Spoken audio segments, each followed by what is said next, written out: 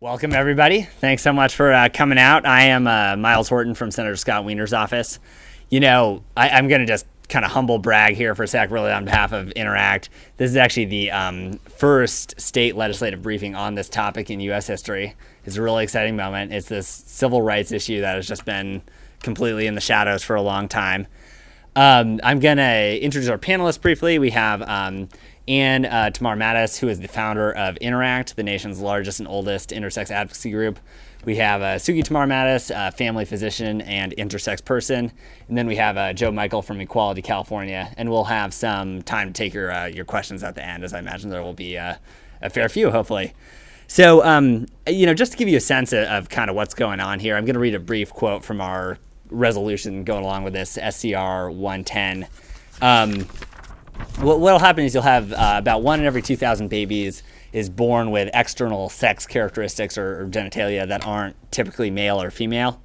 And for about a half century now, maybe a little more, we here in America, we've been giving them non-consensual infant sex assignment surgery and trying to make them more, quote unquote normal. So let me read this quote from a Stanford-educated urologist. She explains, "I know intersex women who have never experienced orgasm because clitoral surgery destroyed their sensation. Men who underwent a dozen penile surgeries before they even hit puberty. People who had false vaginas created that scarred and led to a lifetime of pain during intercourse. Ellipsis. The psychological damage caused by intervention is just as staggering, as evidenced by generations of intersex adults dealing with post-traumatic stress disorder, problems with intimacy, and severe depression. Some were even surgically assigned a gender at birth, only to grow up identifying with the opposite gender." So it's a major issue for these folks. We're hoping we can start working on this in the California legislature. Better late than never, right? So, and before we dive in and I turn it over to Ann, I just want to give a special shout out to Dana, who's doing the live stream here. Dana was coming back from Ukiah last night for another briefing there. He's got his folks down in LA for, I think, like 2 more briefings. So let's just give a quick round of applause. It's a sort of a thankless job, and we really appreciate it. So, Ann Tamarmattes.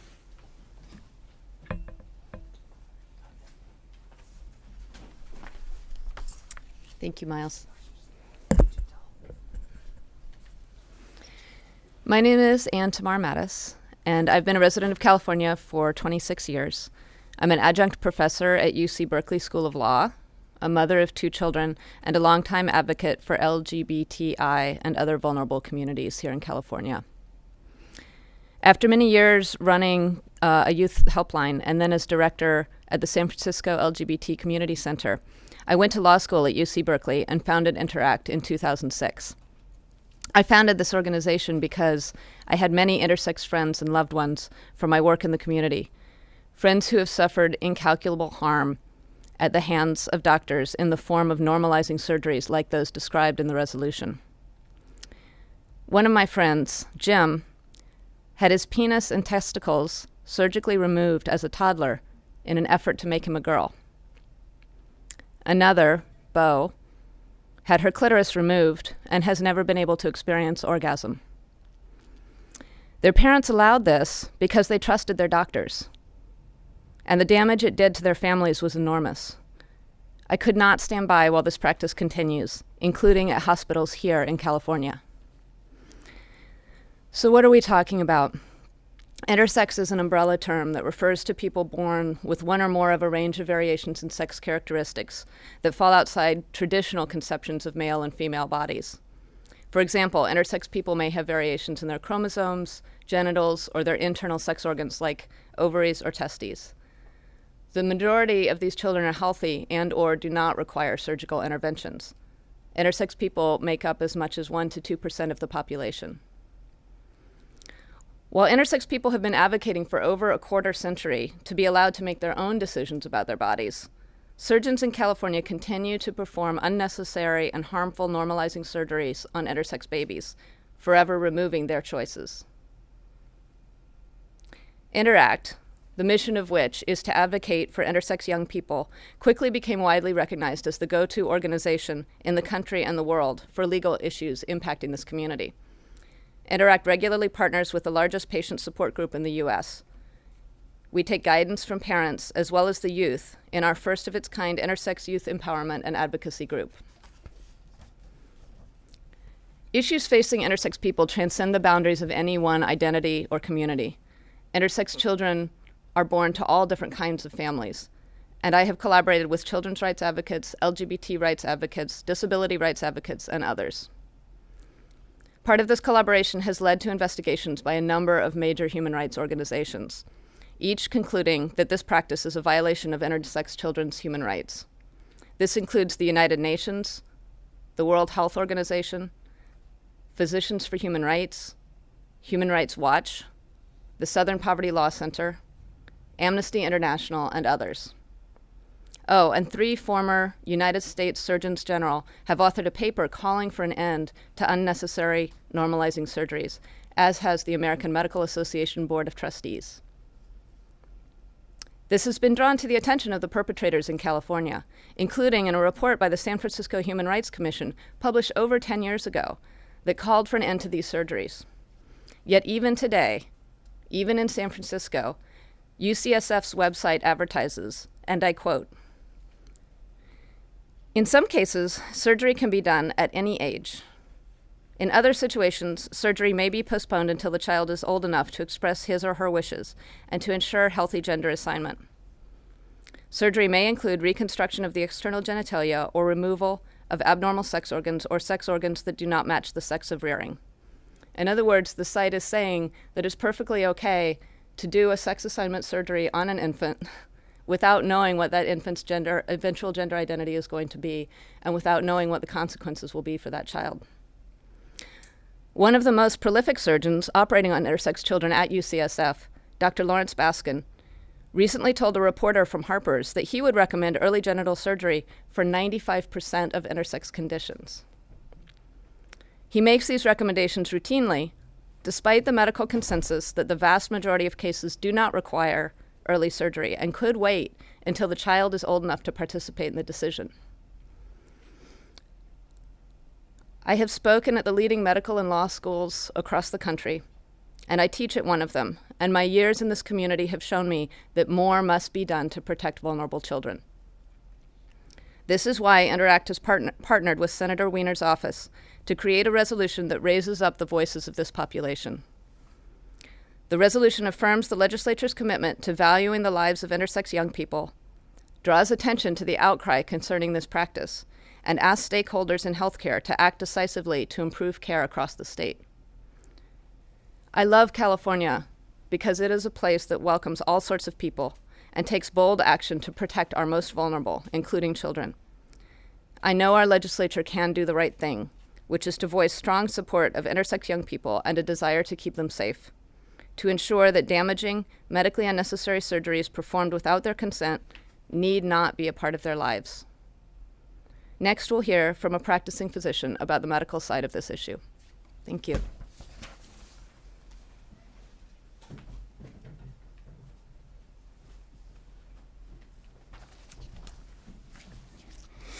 Hi, I'm Suji Tamarmattes. I'm an intersex person, and I'm a family physician here in California. I've been here in California for over 35 years, and I was one of the earliest members of ISNA, the Intersex Society of North America, over 20 years ago when it started. And it started right here in California in San Francisco. That was the beginning of the entire intersex movement for the entire world, started here in California. So this situation has to stop, and it has to stop now. California should be protecting the most vulnerable among us, the children. And it should be protecting the parents of these children and not contributing to harm. What is happening to these children is both a violation of medical ethics and a violation of their human rights. We asked the legislature to send a strong statement that this cannot happen in California anymore. And what I'm talking about is not the rare case in which surgery is necessary for the health of the child. What I'm talking about is very unnecessary cosmetic procedures like clitoral reductions and unnecessary removal of healthy gonads. which is basically sterilization. This being happened to children without their consent. So my practice in California, I see a lot of different people in a lot of different states of health. But one thing I don't tell anyone that they need treatment when they're healthy.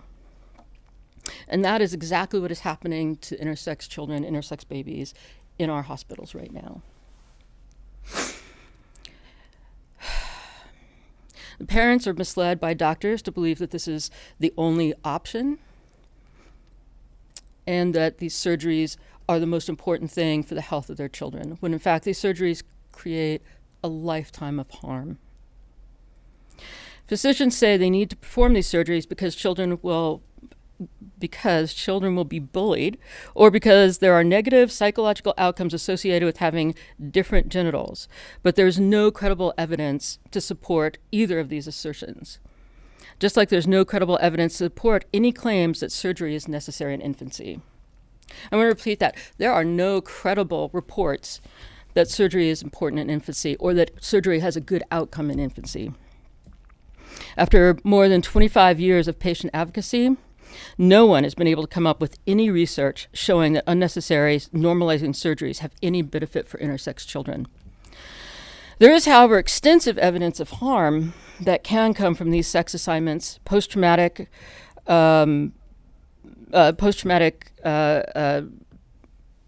issues from the surgical treatments and from the ongoing exams that these children go through. Loss of sexual function, loss of sensation, incorrect surgical sex assignment. And, there's recently, in the past couple of years, been a lot of new information about the serious risks of anesthesia when used on infants.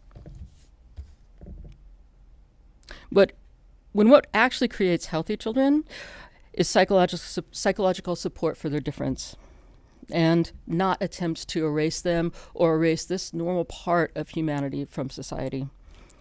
I have to admit, I'm really ashamed. I'm very ashamed of my fellow physicians who continue these harmful and unethical practices. It's time that these stop. It's time they stop now.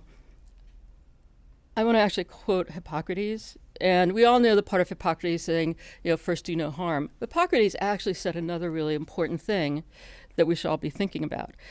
He said, whenever a doctor cannot do good, he must be kept from doing harm. This is an issue that doctors have known about for a long time. So after seeing decades of abuse faced by this community, I decided to partner with Human Rights Watch to create the first ever in-depth report on the issue in the United States. We did interviews with parents, we did interviews with intersex people, we did interviews with the doctors and other support staff who do these surgeries. We have the 200-page report in the back of the room. We explored the history of this issue, the research around it, and the experience of intersex people and their families, including parents and intersex people right here in California.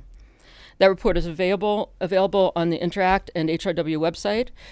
And I'd like to show a brief video right now that I think is helpful in understanding what parents and intersex people are facing, and perhaps useful as you and your members in your offices consider this issue. Thank you. The first kind of indication was we had an ultrasound, and they said, you're having a little girl. So we, picked out girl names, and we kind of prepared for that. But one of the last ultrasounds that we had, the OBGYN said, well, you might actually be having a little boy. And he said, ultrasounds aren't that accurate, and so it's probably nothing, not to worry. But when she was born, right away the OB said, there's something that I don't know how to explain.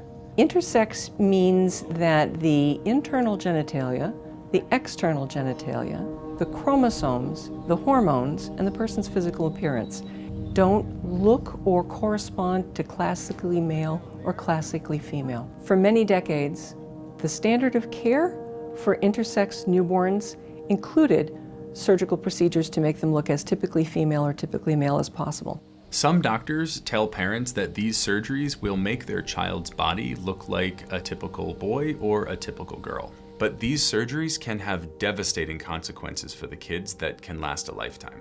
We spoke to parents who told us they felt intense pressure from doctors to consent to surgeries even when those operations were medically unnecessary. We wanted to make sure she got to see, the best specialists and the best providers who could, give us the answers. And it was disheartening. We left feeling like we were on an island, with very little support. And while we were confident enough to not proceed with the surgery, I would be lying if I said we didn't have a lot of doubt about, oh my gosh, like they've told us all these awful things. Are we doing the wrong thing by our kid? Parents talked about feeling bombarded with scary and confusing information. For instance, doctors told parents that if they chose not to have surgery on their kid would be bullied at school. However, a claim like that has never been substantiated in medical literature. It's common that the discussion will be about how successful those surgeries can be, how safe those surgeries can be, and how well they can work in helping the child fit in. What they don't include still, for the most part, are discussions of the potential harms. These surgeries carry the risk of scarring and nerve damage, infertility, incontinence, loss of sexual sensation and function, and the need to be on lifelong hormone replacement therapy. I found out I was intersex. Freshman year, I retrieved my medical records, and I learned not only was I intersex, but then I learned everything they did to me to try to take the intersex parts of me away. It was like getting the wind knocked out of me. When I was first born, doctors found undescended testes in my abdomen and removed them. When I was 4 years old, the surgeons decided to reduce the size of my clitoris. I had no knowledge of this. When I was 11, they said they were doing surgery on my bladder. And when I found out from my medical records, that was actually a non-consensual vaginoplasty. When these irreversible surgeries are conducted on children, they can have a lifelong physical impact as well as psychological trauma. When intersex kids grow up, they may want some of these operations, but that should be their decision to make. Physicians are very powerful in this equation. The medical saying, do no harm, plays a prominent role in care for intersex individuals. We need to really think about the fact that there is a significant risk for harm. There are two very rare instances when surgery is required on a newborn with a variance of sex development. One is when the internal organs are on the outside of the body, as if they were turned inside out. The other one would be to ensure that there's a place for urine to leave the body. Any other surgical procedure on the external genitalia of a newborn is cosmetic surgery and is not medically necessary. Doctors across the U.S. continue to conduct medically unnecessary, irreversible surgeries on intersex children when the kids are far too young to consent and when the operations could be safely deferred until the kids are old enough to decide for themselves.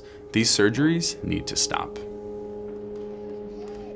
I think our daughter is the best evidence for why surgery should be deferred, because she's awesome. Right after she was born, I got to spend a little time with her before she went to the incubator, and I remember I kept saying to her, like, I hope you're all right. I hope you're all right. And everybody was telling us all the things that were wrong with her. And that was so hard to hear as a parent. But I feel like these last 2.5 years, she's been doing nothing but proving to us that she's all right. I wish my parents would have known that I would grow up and not want this to have happened to me. I wish they would have known that when the doctors came to them saying, your kid basically won't be lovable unless we change their vagina, change this, change that, take their clitoris out, et cetera, that they would have let that bounce off and no. Like, if my daughter's not sick, then you're not going to try to change her so that she could be loved. She should be loved for who she is. Good morning, everyone. I'm Joe Michael. I'm Legislative Manager for Equality California. Equality California brings the voices of lesbian, gay, bisexual, transgender, and queer people and allies to institutions of power in California. That's what we're all about. And I am here to tell you that this issue impacts a huge swath of people across California, some who identify as LGBTQ and some who do not, because any parent can have an intersex child. As that video demonstrates, any parent can have an intersex child and end up in this situation where they have to make these decisions. As an organization that is dedicated to advancing equality for people who experience oppression based on sex and gender norms, we are very proud to stand behind the resolution that Senator Wiener is advancing and to ask you all for your support. As other people have explained so far, Anne and Suji, intersex individuals are forced to undergo medically unnecessary surgeries in infancy, well before they have any ability to consent or engage in that process in any way. This really stems from fear of their bodies because they are outside the typical ideas of female and male. Similarly, transgender individuals are often denied desired medical treatment in adolescence and beyond because of fears of their bodies as being atypical. Transgender people may be unable to access gender-congruent documentation, identity documents that reflect who they are, without undergoing surgeries that are in some cases unwanted. That's no longer the case in California, which is great, but in other states there are still a tremendous number of barriers to accessing those documents, some of which are related to surgery. So both of these communities grapple with a loss of decision-making authority over their own bodies, our own bodies. A person who is transgender has a gender that is different from what's traditionally associated with the sex that they were assigned at birth, while a person who is intersex was born with variation in their sexual or reproductive anatomy so that their body does not fit typical definitions of female or male. The LGBTQ community and the intersex community have overlap, although they are not the same. There's some interrelation and there's uniting based on principles of consent and autonomy. We believe that these principles should be valued not just in these communities, but by people across California, including physicians who really are here to provide care for all communities, including intersex and LGBTQ communities. So that's why I'm here on behalf of Equality California to support this resolution and to hopefully get some additional information out there about the intersex community and about what this really means for children, infants, young people and their families, and happy to help with answering any questions that come up and just have a discussion with you all for the rest of the time that we have. Thank you so much. Why don't we applaud for all our presenters? Actually, just real quick. We need to use the microphone. So we can take some questions now. For all of us, please just repeat the question into the microphone because there are some folks watching on the video. And we'll probably do a little musical chairs to get to it. But yeah, happy to take your questions at this point in time. Please. Sorry, I'm Greg Kramer with Senator Bell's office. I thought it was pretty interesting how the only medically necessary surgery that they spoke about was if female genitalia was on the outside of the individual. Is that right? Or, Repeat the question. or like ovaries or outside? Or? So you're asking about the specifics of what kind of surgery might be medically necessary.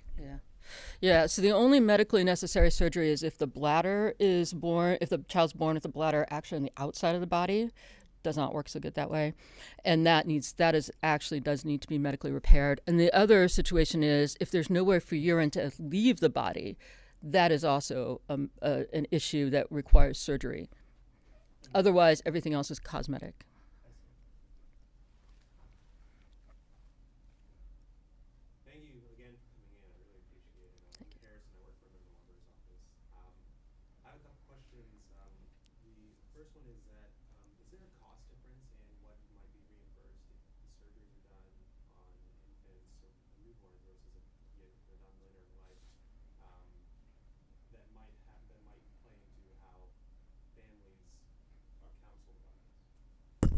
So the question is if there's a cost difference between surgery done early and surgery done late that might play into how families are counseled.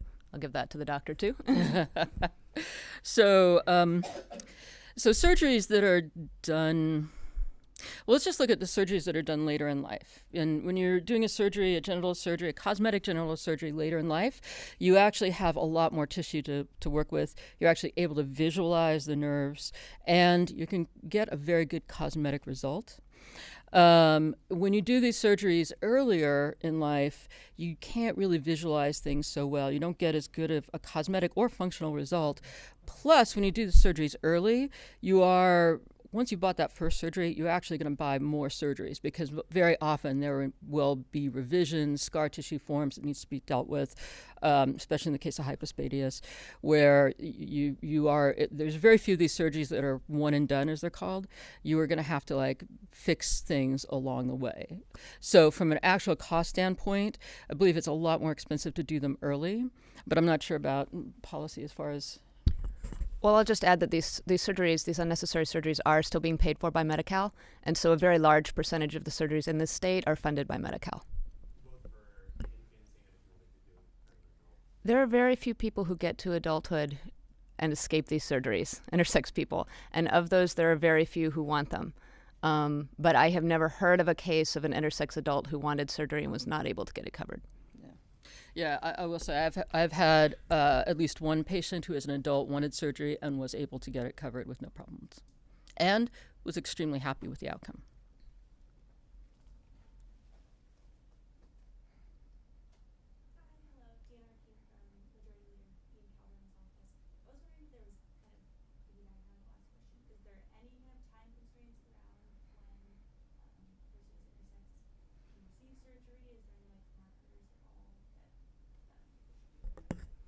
So the question is whether there's any time constraints around when a person could receive surgery, presumably if they wanted it.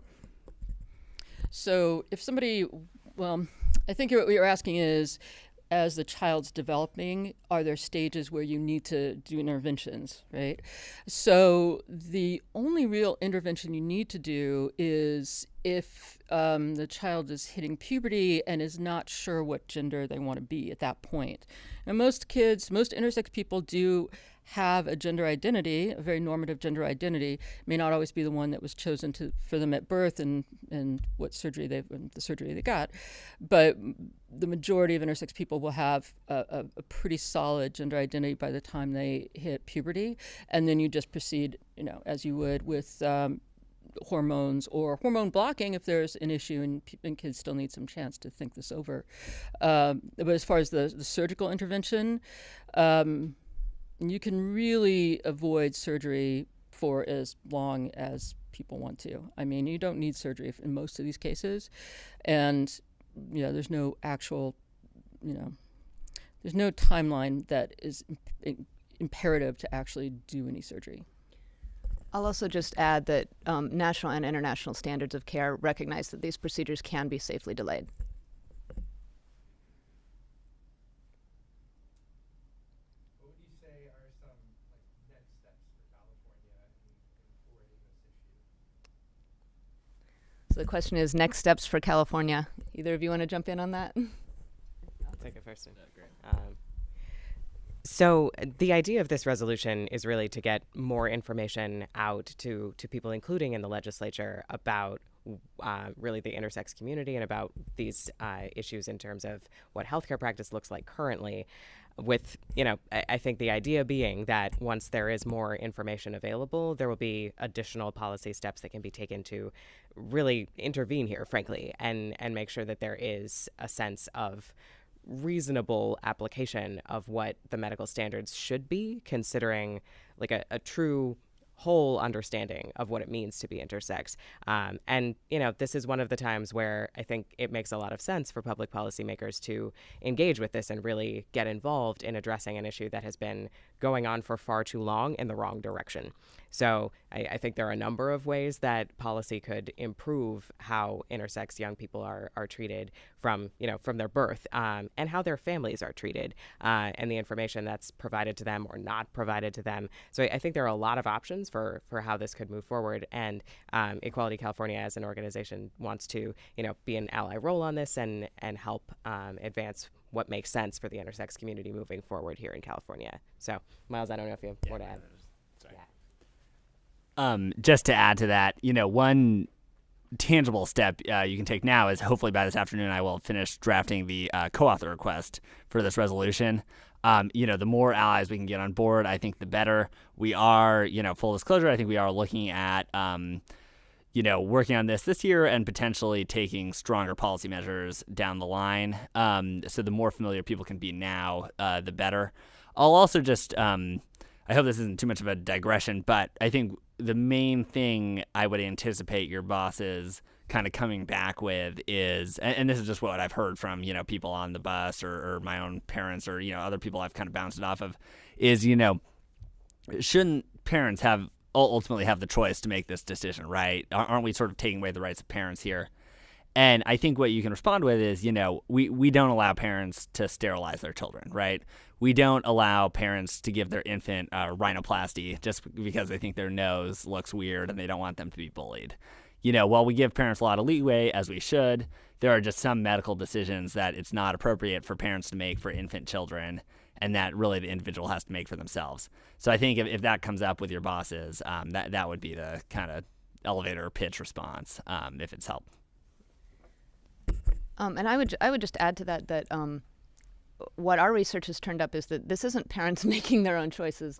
These are parents that are being misled and bullied into making very harmful decisions for their children, and they regret it deeply, and it tears families apart when they come to understand what's happened.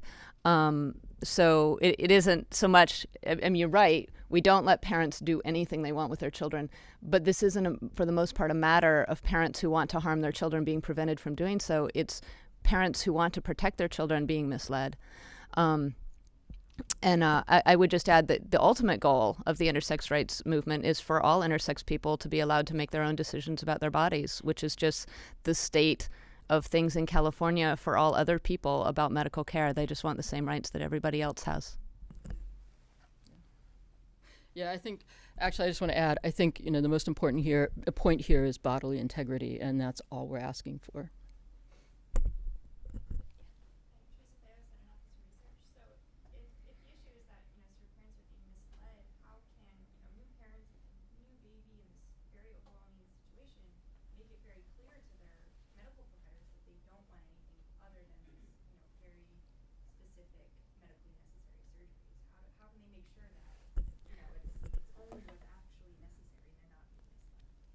Well, a very brave and well-educated parent can stand up to doctors and prevent this from happening, and we know many who have, like the ones that were in the video.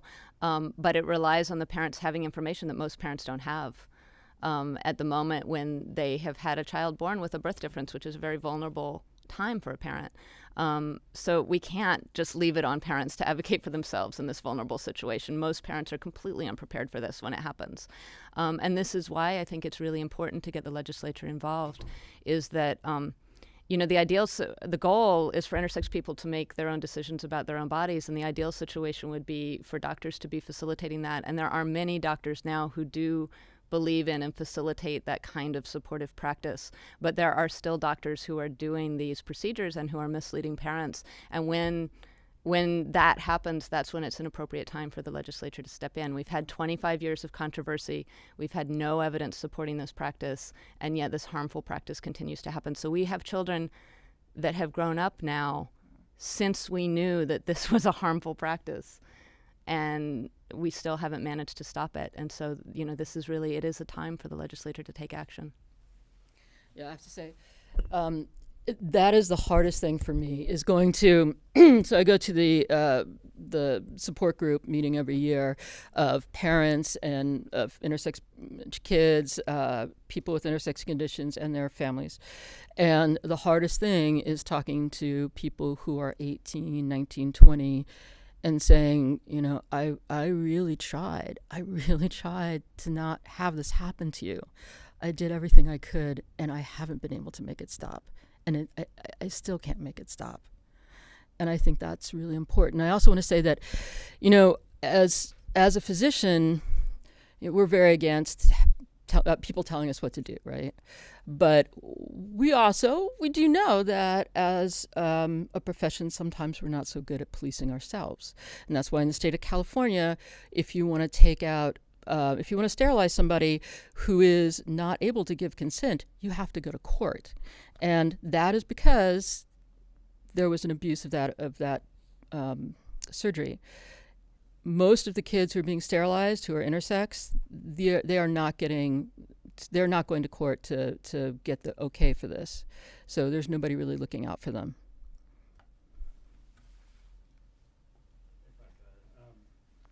Is there data, like anecdotal or otherwise, that suggests like the proportion of intersex children that have unnecessary surgery compared to intersex children whose parents choose not to?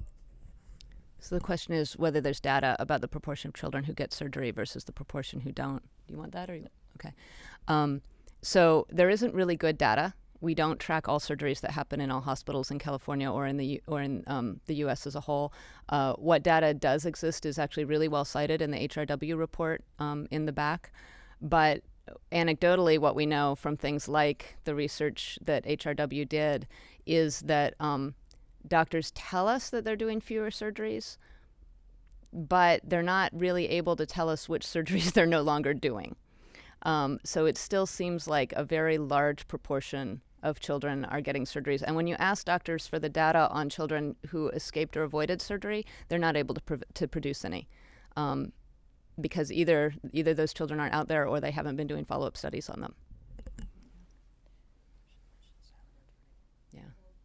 Are there any like best practices out there by the American Academy or whatever on pediatrics or other countries that actually do this well and have more respect for the autonomy of the individual?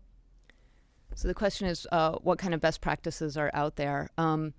There is a great guidebook called the DSD Guidebook that was written in California that you can get online at Interact site. This is something, though, that is still being done around the world. This is still a common practice throughout the world. There's a few hospitals in Europe that have stopped doing it, but we really are at the beginning of a moment when things are starting to change, and when people are starting to consider different practices. But the guidelines for care that are out there by the medical associations and such generally recognize that surgery is harmful or can be harmful, and that it can be delayed until the child can make a choice. There's no real controversy about the fact that the surgery can be delayed. I should add also that for many of the supporters of this surgery, one of the things they'll talk about is that there's a silent majority out there that's happy, that it's only the few angry people that are complaining about this surgery. And it is certainly true that every intersex person who's spoken up about this procedure has asked for it to stop. And there are hundreds or thousands around the world who have.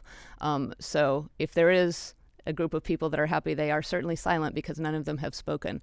But the reality, or virtually none of them, but the reality is the medical community hasn't in 25 years been able to produce any evidence of these supposedly happy people who had surgery.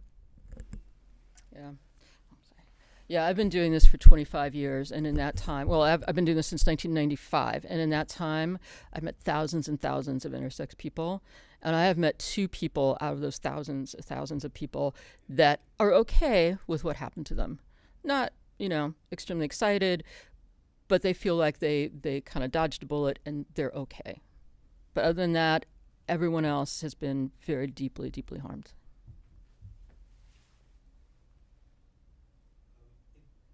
It sounds like this reduction of unnecessary intersex assignment surgeries satisfies principles of both autonomy and non-maleficence. Yeah. That a lot of medical professionals, that's the language that they might respond to. Mm-hmm. And so it seems very convincing to me. I just don't. Yeah. It's odd to me that this is still an issue that medical professionals think is a treatment, because that's, from what I understand from what Money was first writing back in the 1950s. Mm-hmm. He thought it was a treatment because kids were gender neutral until they were 2 years old or something. Right. And so they needed to be treated and told they were misgender so that they could be psychologically healthy. Is it the consensus that that is not the case, and that there is no psychological detriment to not having an assigned gender before 2 years old? Is that consensus or not?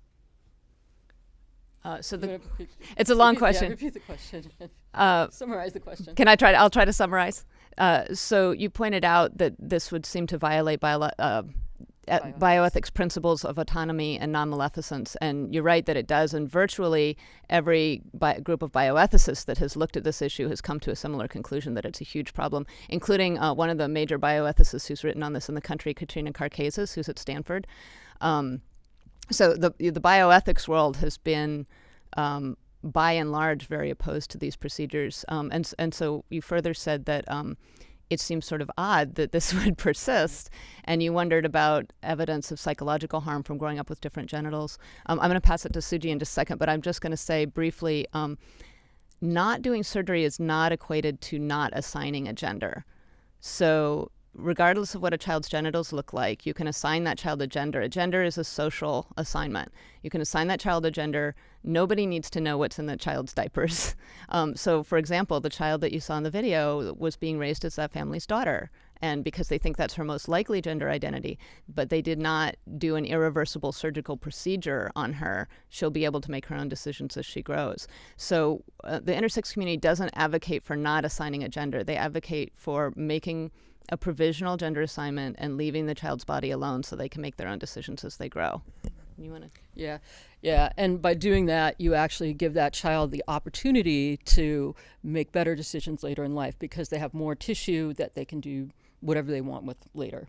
And, you talked about Dr. John Money, who started this whole concept back in the 50s, and he had this idea that there's a plastic age for gender up until 2 years, where if you did surgery then, that you could enforce a normative gender identity. And all of his studies actually had turned out to be false. The particular patient in that study came forward, and there's a really amazing book called The Boy Who Was Raised as a Girl. It's about that person. But I also want to point out how we know that isn't how things work, because people who are born with totally normative genders and are given social genders from the moment of their birth don't always take those genders. And if there was that plasticity till 2 years old, there would be, and that was true, there would be nobody who was transgender. So it makes absolutely no sense that would be possible. So yeah. But sorry to dive in. I think part of the question too was. Sorry, I think part of the question too, but tell me if I'm wrong, was you have this group of theoretically well-intentioned pediatricians and urologists out there, facing down this kind of body of evidence that these surgeries aren't working. Why are they continuing to do so in the face of all evidence?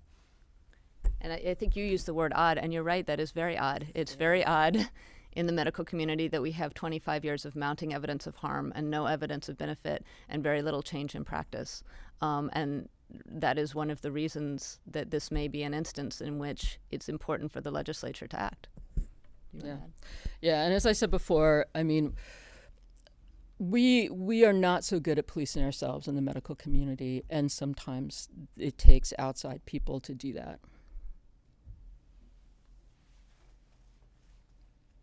Let me also add to that too. Sorry, I have so much to say about that. As a physician, when I tell my colleagues, I'm going to go do this, I'm going to go talk to to the legislature about this issue, and then talk to them about the issue if I haven't talked to them already, they are horrified to know that this is still happening. The majority of doctors think this stopped 20 years ago, but it's a handful. It's just a handful of surgeons that are still doing this and have completely decided this is the right thing to do, despite all evidence to the contrary. And so, California's acted in situations like this before. For example, the ban on conversion therapy, where there were some outliers continuing to do these very harmful practices that have been heavily disproven, and ultimately it was decided that there was a need to limit those practitioners and their ability to do what they were doing because it was harming children. To add to that a little bit, because of the connection to conversion therapy, that's actually a really good analogy to the law that's already in place in California on that, which only covers people under the age of 18. For anyone who's not aware of that, the ban on so-called conversion therapy, reparative therapy, ex-gay therapy, also known as sexual orientation change efforts, right? Like any way that you're describing that, the ban on that exists in California only applies to patients who are under the age of 18 years old. And part of the reasoning behind that is that, being able to have somebody participate in the decision-making process of doing that theoretically changes whether that should be permissible or not. There's a lot more to discuss around that issue, which we can talk about in other contexts. But certainly for anyone who's under the age of 18, having some sort of major decision like that being made, without their input, is a very good analogy to what's going on here. Only this is in many ways even more serious because often the patient in question is so young, right? We're talking about infants, and that never comes up in the context of conversion therapy. So, even more significant reason why delay is so important. And I'll just add one more thing, because I know it's a little confusing to understand how so many of these procedures are happening when it's only a handful of doctors that are perpetrating them. And that's because these are rare conditions, and they're handled by doctors the surgeries are done by doctors who are really like a subspecialty of a subspecialty. It's a very small group of doctors that specialize in these procedures. And the doctors who are handing their patients off to them, the birth attendants and pediatricians, that's who Suji's talking about, who are horrified and who thinks these practices stopped. They often don't know what happened, to that child that was born in their delivery room after they referred them to a subspecialist. So it's a very small community of subspecialists that are doing this, that are pretty isolated from the mainstream of medical opinion, where we're seeing things like the AMA statement and the Surgeon General statement saying this is a harmful practice. Did you want to add to that?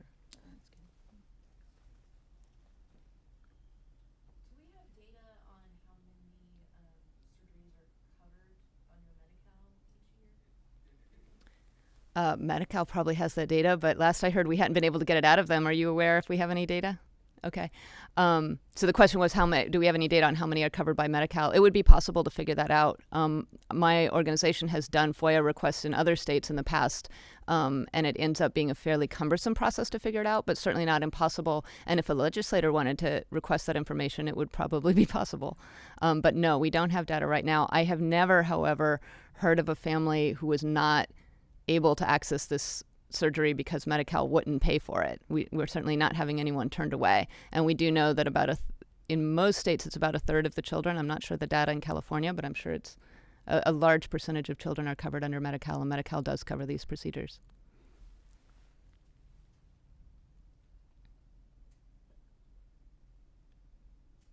Any other questions at this point in time? Well, we'll be around for a few more minutes afterwards as well. Thank you so much for coming. Thank you. Thank you all so much.